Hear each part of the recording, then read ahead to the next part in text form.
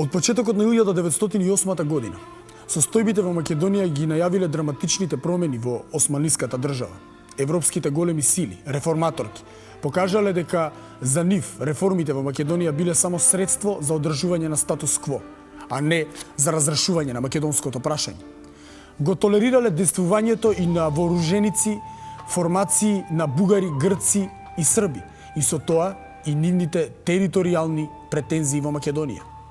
Руската дипломатија по Илинденското восстание продолжила активно да работи на сојузување на балканските држави. Madame Arthur est une femme qui fit parler d'elle longtemps, sans journaux, sans rien, sans réclame. Elle eut une foule d'amants. Chacun voulait être aimé d'elle, chacun la courtisait. Pourquoi? C'est que, sans être vraiment belle, elle avait je ne sais quoi. Франција го поддржала дејствувањето на младотурската организација Обединување и напредок со центар во Париз и разграноци во други европски градови за зачувување на територијалниот интегритет на османлиската држава на Балканот. На младотурската организација и било повеќе од јасно дека тоа можело да се обезбеди единствено со задржување на Македонија. Во 1907 на Конгресот во Париз организацијата одлучила да се интензивираат подготовките за насилно преземање на власта. Целата енергија била ангажирана на организирање на командниот кадар на војската стационирана во Македонија. Велика Британија иницирала спроведување ефективни реформи и функционална автономија на Македонија. За Русија, британскиот предлог не бил прифатлив. На состанокот во Ревел на императорите на Велика Британија и на Русија, британскиот предлог бил суштински изменет, пошто била усвоена само изменетата варијанта на постојната програма без битни измени. Тоа веднаш и било соопштено на владата на Австро-Унгарија. На 2 јули 1908 владата на Русија ја известила владата на Австро-Унгарија дека ја потврдува својата целосна согласност за непроменливост на нивните ставови за потребата од одржување на постојното статус кво на Балканот, односно во Македонија, со напомена дека ќе се одржува толку долго колку што го дозволуваат тоа приликите. Руската влада предлага да се разговара и за можен договор меѓу двете страни за тоа како да им се парира на евентуалностите што би можеле да настанат на Балканскиот полуостров и за согласност да се договорат на експлицитен начин постојниот статус кво да вклучува и поврзување на отоманските железници во Македонија со тие во Босна преку санџакот Нови Пазар.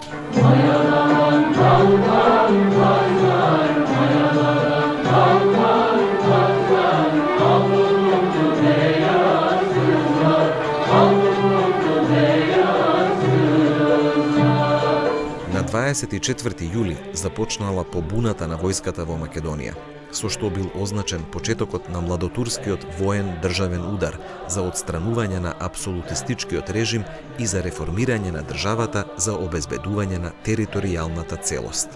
Драматичните настани во Македонија се случиле во време кога единствената македонска револуционерна организација по 1,5 деценија со фракционерска поделба престанала да постои.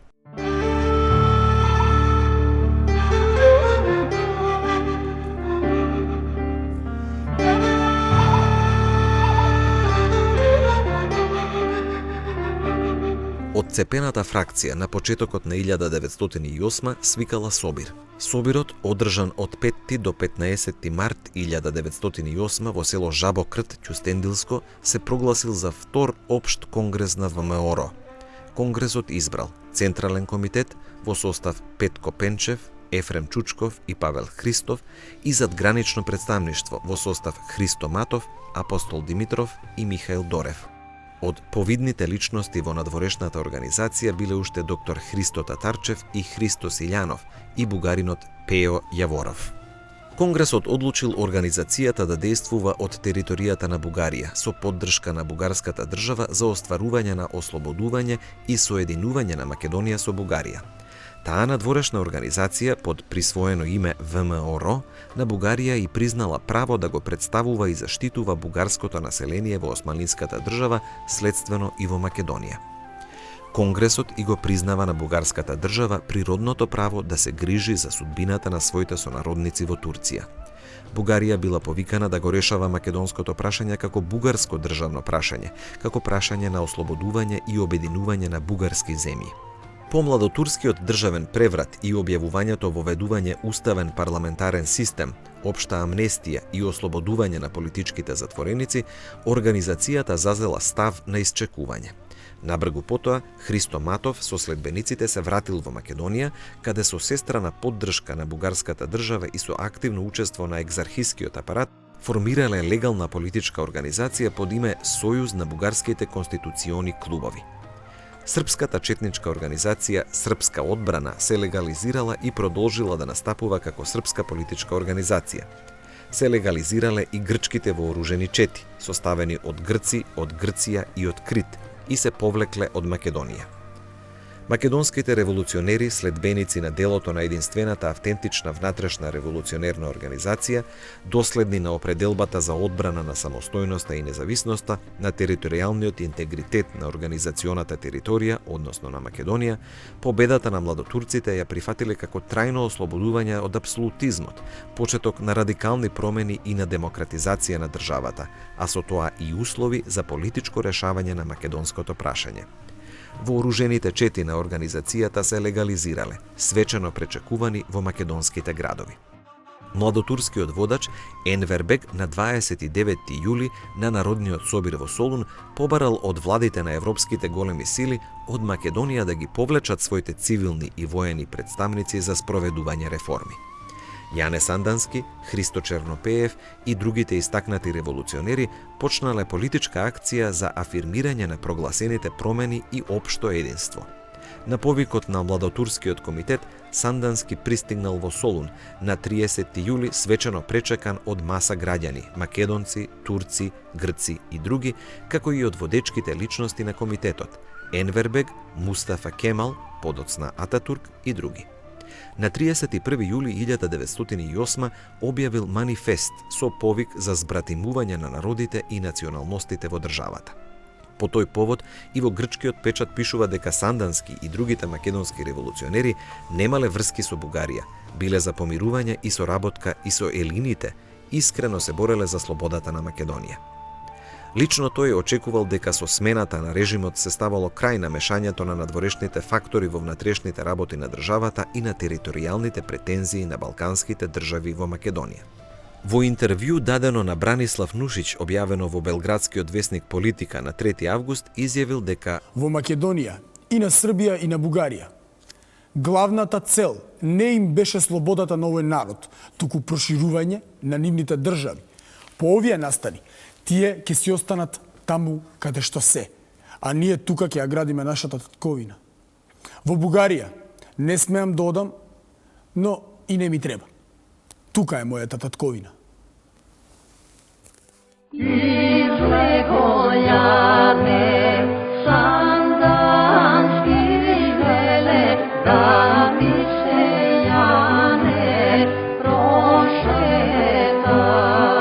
Во Солун, Сандански водел преговори со Младотурскиот комитет како самостоен политички и војнички фактор, самостојна страна за условите за легализирање на револуционерната организација во Серскиот округ. Во преговорите била постигната согласност организацијата да продолжи со легална дејност со зачувување на целокупната своја структура, вклучително и вооружувањето и борбената подготвеност и мобилност на четите и на селската милиција за обезбедување заштита од недоразвластените структури на апсолутистичкиот режим и за спречување на терористички акции на вооружените чети на пропагандите на соседните држави. Раководните лица и војводите продолжиле со натамошна обука на селската милиција за одржување борбена подготвеност и мобилност на сите своји сили.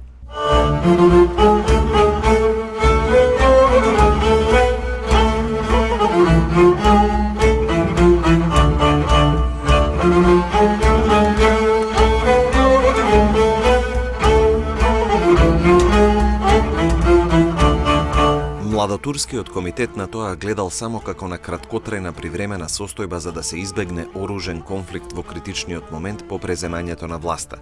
Веднаш по зацврстувањето на позициите во државата предупредил дека нема да толерира организацијата да продолжи да настапува како револуционерна со своја вооружена сила.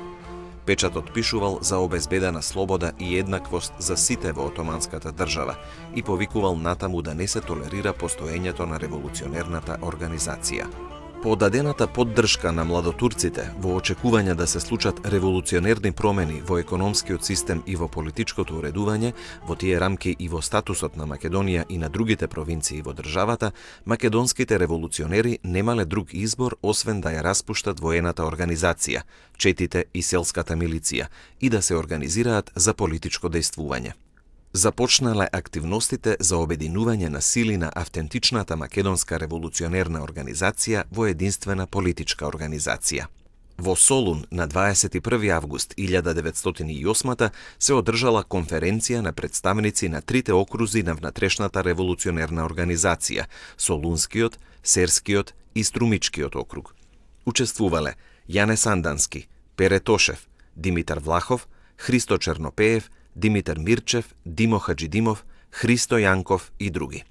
На конференцијата било одлучено дека револуционерната организација во новите услови во државата продолжува легално политички да дејствува за остварување на програмската цел – автономија на Македонија во отоманската држава под име Македонско-Одринска револуционерна организација МОРО. Бил заземен став дека во услови на легалност и уставен парламентаризам станало непотребно во името на организацијата да се задржи префиксот внатрешна.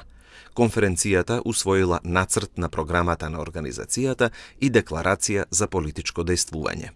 Од декларацијата, со оглед на тоа дека до овој момент во империјата се постигнати првите и најелементарни услови за легални политички акции, борбата на организацијата ќе се појавува исто така во легална форма без да посегнува кон оружје.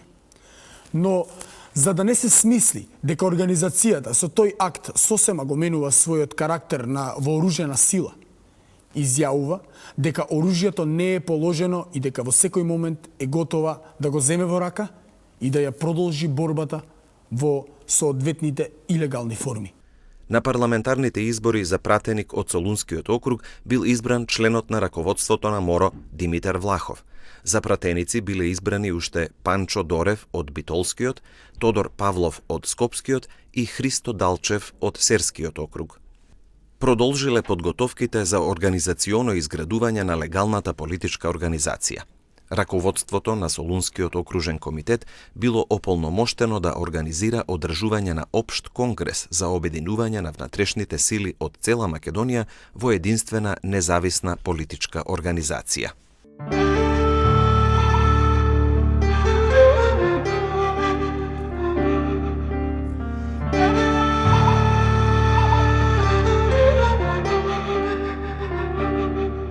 Со атентат врз Сандански, извршен од терористи на опонентската поранешна ВМРО на 24 септември 1908 година, во кој Сандански бил ранет, а двајцата негови приврзаници што го придружувале убиени, било спречено одржувањето на конгресот и обединувањето на македонските револуционерни сили на автентичната внатрешна револуционерна организација.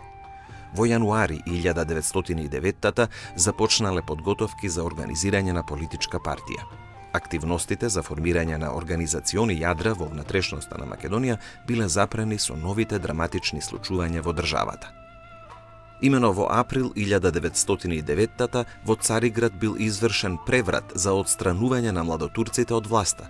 Македонските револуционери одново се нашле во позиција со оружје да се борат во случајот за одбрана на младотурската власт, а со тоа и на уставот и на парламентарното уредување на отоманската држава. Младотурскиот комитет упатил повик до Јане Сандански и до другите македонски револуционери во Скопје, Петар Попарсов, Александар Мартулков и Јордан Шурков, што повеќе чети да и се придружат на војската во походот на Цариград. Веднаш биле реактивирани вооружените сили на организацијата. Јане Сандански, Христо Чернопеев и Тодор Паница со одредите и други македонски доброволечки чети се придружиле на редовната војска и на муслиманските доброволци, концентрирани во Чаталџа за напад на Цариград. По жестоки борби на 24 април 1909 Цариград бил преземен. Султанот Абдул Хамид бил отстранет, а на престолот за султан бил поставен Мехмет Решат Петти. Придонесот на македонските револуционерни сили за одбрана на парламентарното уредување е евидентен и признаен. По воспоставувањето на младотурската власт во Цариград, вооружените чети биле распуштени, но продолжиле политичките активности за создавање на политичка партија. До летото биле формирани местни организации во внатрешноста на Македонија. Основачкиот конгрес на Народната федеративна партија се одржал во Солун во август 1909 година со учество на 32 делегати. Конгресот усвоил правилник и програма и ги избрал органите на партијата. Совет на партијата, во кој што бил член и Јане Сандански, и Централно биро со председател Димитар Влахов. Во програмата за цел на политичкото дејствување, партијата ги прифатила целите утврдени со програмата на МОРО. Остварување на демократско парламентарно уредување, целосна слобода на говорот и печатот, народниот суверенитет, децентрализација и областно уредување во државата, самостојност на самоуправните области, провинциите, во водењето внатрешна автономна работа. Програмските барања на партијата во парламентот ги застапувал водечкиот партиски функционер Димитар Влахов. Сандански верувал дека ќе продолжи процесот на демократизација во државата и политичко разрешување на македонското прашање со создавање од Македонија автономна провинција.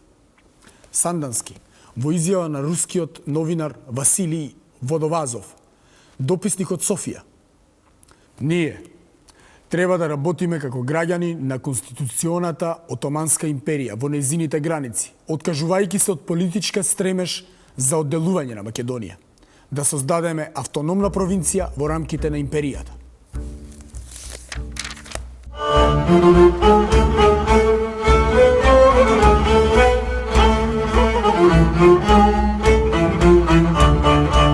Младотурската власт, немоќна да ги разрешува сложените внатрешни прашања, особено нерешените национални прашања, есента 1909 дефинитивно се откажала од прокламираните демократски принципи за управување.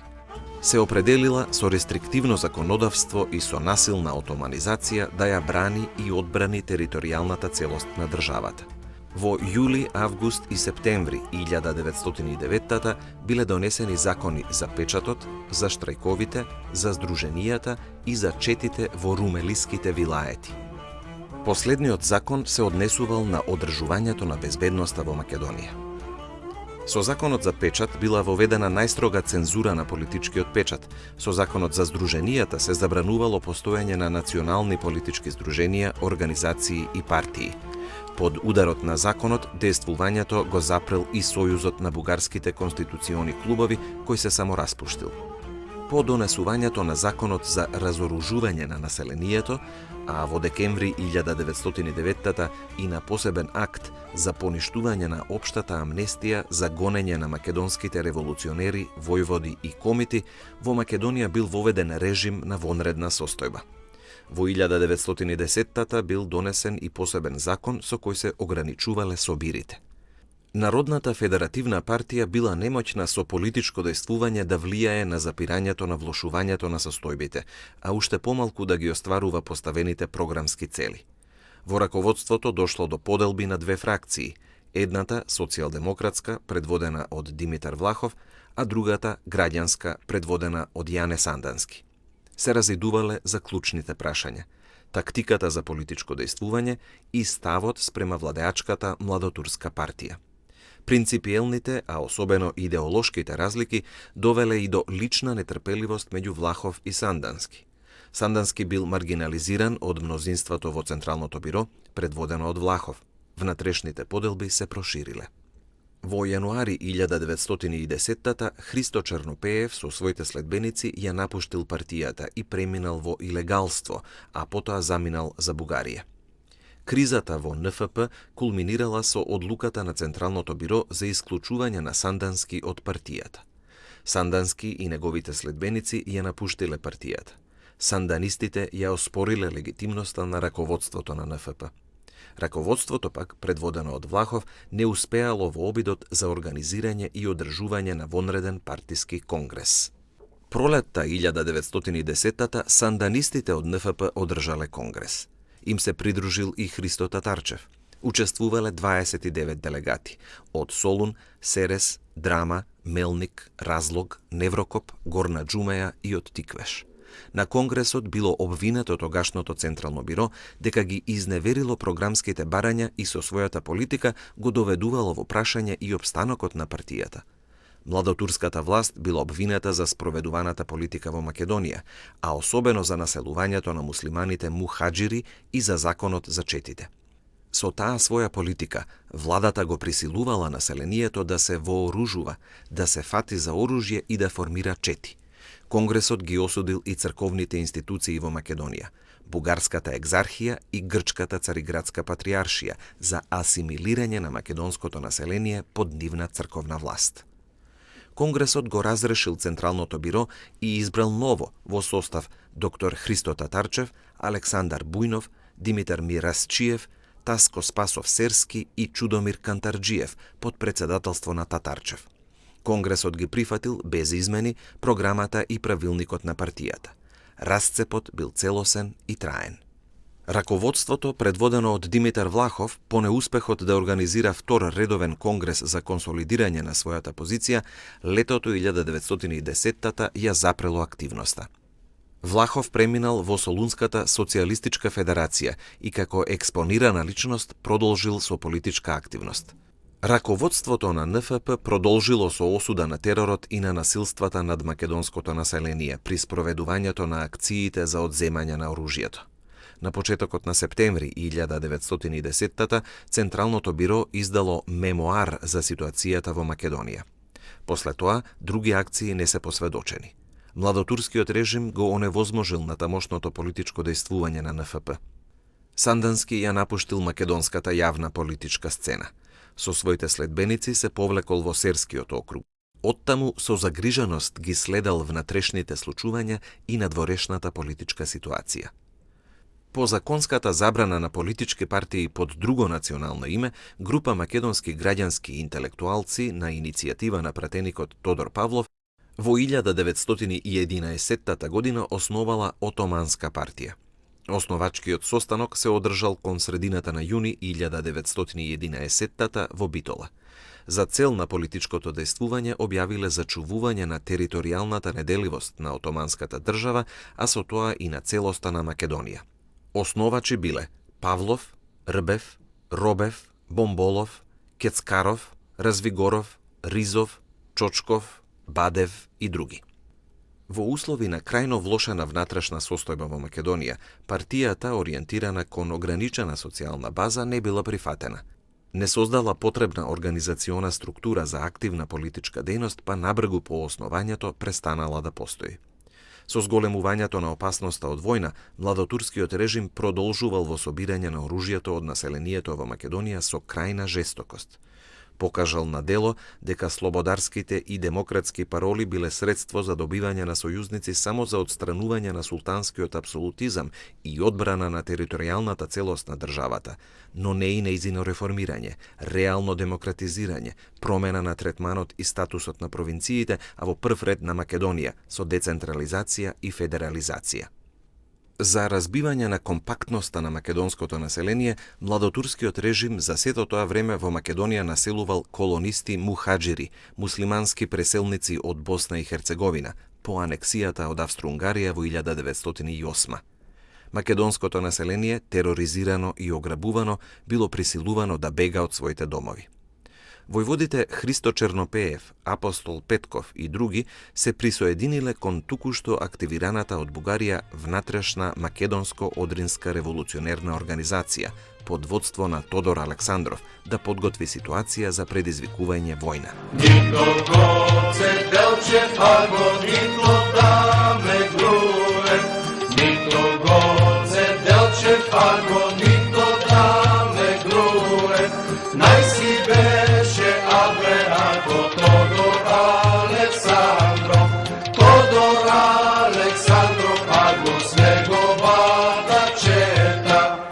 По неуспехот по парламентарен пат да се издействуваат реализирање на она што беше поставено како крајна цел на ослободително дело, прва автономија во рамките на Османлиска држава, а потоа и ова самостојна држава, се покажа дека беше нереални тие очекувања. Сантанистите, така да ги кажеме, македонските револуциони се повлекоа во Српскиот округ. Додека 10-та година, пак оние сили кои ще беа организирани во рамките на бугарските конституциони клубови, ја обнови револуционерната организација под старото име ВМОРО и начало со Тодор Александров и Протугеров. И веќе започна од тогаш и со организирани акции. За да се со тие очекува дека не може да се реши прашањето во рамките на османлиската држава, треба да продолжи оружената борба, а за да се самостојно бидејќи не може, организацијата да е доведе до ослободително до успешно завршување со самостојна оружена борба, тие смета дека треба да се предизвика војна, замешување, влегување на Бугарија во војната и на тој начин да се решава македонското прашање и започна редица атентати кои беа извршувани на територијата на Македонија, се создаде навистина една неодржива состојба. Ете, таа состојба ја користеа, да речеме, србите и бугарите, владите на србите и бугарите и владетелите, и веќе во февруари 1912 година успеа да се договорат и го подпишаа тој познатиот договор за сојуз, српско-бугарски договор за сојуз или бугарско-српски договор за сојуз, со една, така да речеме, вешката така условно речена стратегија за надвршна политичка пропаганда и за пропаганда во сопствените држави. Во 1910-та биле реактивирани акциите и на вооружените чети на Српската четничка организација во северниот и северозападниот дел на Македонија, а и на грчките андартски чети во јужниот дел, вооружувани и финансирани од владите за омеѓување на териториите кон кои тие претендирале. Српски чети, предводени од српските војводи Василије Трбиć, Јован Бабунски, Дане Стојановиќ, Коста Пеќанац, Петко Илиć и други, се движеле во Кумановско и во Велешко, Азот, Прилепско и во Порече. Со четите раководел четнички горски штаб под команда на капетанот на српската војска Неделјковиќ. Четничките војводи за сето тоа време добивале оружје и плата од Србија. По засилувањето на акциите на војската и на жандармеријата за разоружување, како и на теророт на муслиманските вооружени банди, поддржувани од режимските власти за тероризирање и деморализирање на македонското население, во Серскиот округ Јане Сандански и неговите следбеници одново го земале оружјето за одбрана и за спречување на вооружените чети од Бугарија. Вооружени чети од Бугарија од есента 1910-та навлегувале во источниот дел на Македонија во се поголем број. Побројни биле диверзиите и бомбашките атентати со трагични последици за македонскиот народ. Прогонот на властите и теророт на муслиманските и вооружените чети на пропагандите присилиле селски војводи, учесници во Илинденското востание и во поилинденските борби во Прилепско, Кичевско, Охридско, Струмичко и во другите делови одново да се активираат. Формирале и вооружени чети за одбрана на населението. Местните селски чети действувале во својот реон самостојно, без меѓусебна координација, без единствено раководство. Нивниот број со време се зголемил, а со тоа и македонскиот отпор. Со засилувањето на действувањето на вооружените чети од Бугарија, од Србија и од Грција, станувало се поизвестно дека се подготвува војна за Македонија, односно за нејзина поделба. Во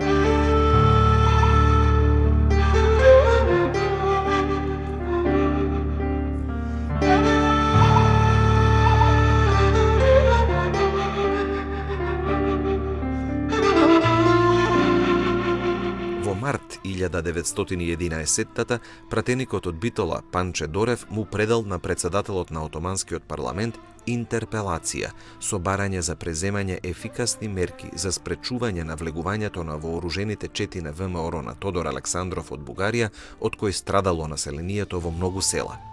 Дорев укажал дека извршуваните акции биле во спротивност со меѓународното право и хуманост. Тој го повикал Министерството за надворешни работи да протестира кај бугарската влада, а прашањето на оружената четничка агресија во Македонија да го постави пред владите на европските големи сили. На 31. октомври Централниот комитет на ВМРО издал на француски јазик мемоар кој бил предаден на дипломатските представници на европските големи сили, во кој објавил дека организацијата ја продолжува оружената борба во Македонија. Организацијата на Тодор Александров, која действувала од надвор, од територијата на Бугарија, не била прифаќана и прифатена од македонското население во реонот на извршувањето на атентатите по кои тоа било подложувано на жесток терор и насилство. Незините чети за време на привременото престојување за извршување на акциите до поновното враќање на бугарската територија се одржувале со принуди и жестоко казнување за недавање помош. Навлегувањето на вооружените чети од Бугарија се засилило со присоединување и на вооружени чети на следбениците на поранешниот врховен комитет под раководство на подполковникот на бугарската војска Стефан Николов. Тие чети навлегле во Петричко, Струмичко и во Малешевско. Со нивното навлегување се зголемил и отпорот. Пред крајот на декември 1911 година му бил испратен протестен манифест на водачот на организацијата Тодор Александров од името на населението од Скопската, Кумановската, Картовската, Кочанската и Штивската околија со барање за запирање на атентатите во Македонија. Во октомври 1911 по започнувањето на војната со Италија, младотурскиот режим завел вонредна состојба, пошто следувало бројно зајакнување на силите за одржување на внатрешната безбедност во Македонија. Се смета дека на почетокот на 1912 на територијата на Македонија биле концентрирани жандармериски сили од околу 20.000 жандарми. За сето тоа време, надворешната констелација за решавање на македонското прашање станувала се понеповолна. Бугарија, поддржувана од Русија, на 5. октомври 1908 прогласила независност, истовремено со прогласувањето анексија на Босна и Херцеговина од Австро-Унгарија. На 7. октомври, српската влада протестирала кај владите на европските големи сили, подписнички на Берлинскиот договор за анексијата на Босна и Херцеговина. Започнало усогласување на интересите и создавање на билатерални и трилатерални сојузи. На 24. октомври 1908 Србија и Црнагора склучиле таен договор за сојуз. Младотурскиот режим сметал дека таквата ситуација погодувала да си обезбеди сојузништво на тие две држави. Веднаш бил заклучен и троен таен договор за сојуз меѓу Србија, Црнагора и Отоманската држава за взаемно гарантирање на територијалниот интегритет, враќање на Босна и Херцеговина под суверенитетот на султанот и одбрана на Македонија од која било држава. За војна против Австро-Унгарија договориле да мобилизираат армиски сили од вкупно 500.000 луѓе. Отоманската држава 250.000, Србија 200.000 и Црнагора 50.000. За Србија и Црнагора сојузувањето со Отоманската држава било само во функција да се изврши притисок врз Бугарија да прифати спогодување за поделба на Македонија. Бргу се покажало дека тројниот договор немал практична вредност. Отоманската држава, присилена од другите европски големи сили, се откажала од суверенитет над Босна и Херцеговина со компензација од Австро-Унгарија од 2,5 милиони златни турски лири. На 31. март 1909 и владата на Србија исто така присилена ја прифатила анексијата. Со тоа, европските големи сили привремено спречиле кризата да прерасне во војна во која и тие би биле вовлечени, зашто не биле подготвени. На 3 март 1909 владите на Русија и на Отоманската држава подпишале протокол со кој Русија презела да ги исплати сите долгови на Бугарија произлезени од прогласувањето на државна независност. На 19 април владите на Отоманската држава и на Бугарија подпишале протокол за независност на Бугарија, пошто истиот ден Русија, Велика Британија и Франција, а на 27 април и Германија ја признале државната независност на Бугарија. Есента 1909 биле водени српско-бугарски прелиминарни преговори за сојуз. За да го спречи нивното сојузување, владата на Отоманската држава иницирала преговори за долгорочен сојуз со Бугарија. Бугарската влада не се впуштила во преговори, решена прашањето на Македонија да го решава со војна. Руската дипломатија продолжила да работи на неутрализирање на Австро-Унгарија и на Италија, двете европски големи сили посебно заинтересирани за Балканот. На 24 октомври 1909 Русија и Италија потпишале таен договор за одбрана на територијалното статус кво на Балканот со заедничка воена интервенција против Австро-Унгарија. Тоа Италија го искористила да изврши силен притисок врз Австро-Унгарија. На 15 декември Италија и Австро-Унгарија склучиле договор за усогласена политика на Балканот. Руската дипломатија пак го засилила притисокот врз Бугарија и врз Србија за сојузување за одбрана од Австро-Унгарија. Во почетокот на 1910-та договарала прво со бугарскиот владетел Фердинанд, а потоа и со српскиот крал Петар при нивната посета на Петроград создавање сојуз на православните балкански држави. Двата владетела потврдиле заинтересираност за создавање на таков сојуз, но не само за одбрана, туку и офанзивен сојуз за остварување на нивните големодржавни планови. Разоружувањето и распуштањето на нивните вооружени чети во Македонија од страна на младотурските власти во 1908 тие го примиле како силен удар врз претензиите кон Македонија. Со зачуваните легални црковни институции не можеле да сметаат на враќање на загубените позиции. За да спречат македонското прашање да добие легално политичко разрешување, од летото 1910 го реактивирале действувањето на нивните вооружени чети. Со оружени акции тие создавале конфликтна ситуација и подготвувале војна за освојување и поделба на Македонија и на другите балкански провинции на Отоманската држава. На тоа тие можеле да сметаат единствено сојузени. Пред крајот на годината Русија почнала операционализација на планот за сојузување на балканските држави. На 2 декември 1910 Русија со Црнагора потпишала воен договор со кој црногорската војска се ставила под руски патронат. Црнагора се обврзала на барање на Русија нејзината војска со сите своји сили да почне воени дејствија на Балканот. Воените дејства да ги води под оперативна команда на руски генерал во својство на началник на нејзиниот штаб. Србија, по признавањето на анексијата на Босна и Херцеговина, се ориентирала кон ширење на југ. Председателот на владата Никола Пашиќ на земската конференција на својата радикална партија во 1911 дал ветување дека Србија ќе ги присоедини сите територии што српската војска ќе ги ослободи од Турција. Лазар Печу, висок функционер на партијата, изјавил дека националната мисија на Србија не завршувала со ослободувањето на Македонија. Српски вооружени чети, предводени од војводите Василije Трбиć, Јован Бабунски и Дане Стојановиќ, дејствувале во Велешко, Азот, Прилепско и Поречко.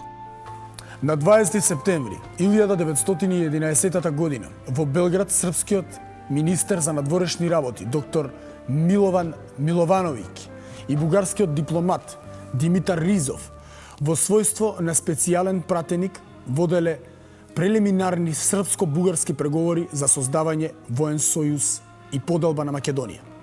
Двете страни биле решени на отстапки.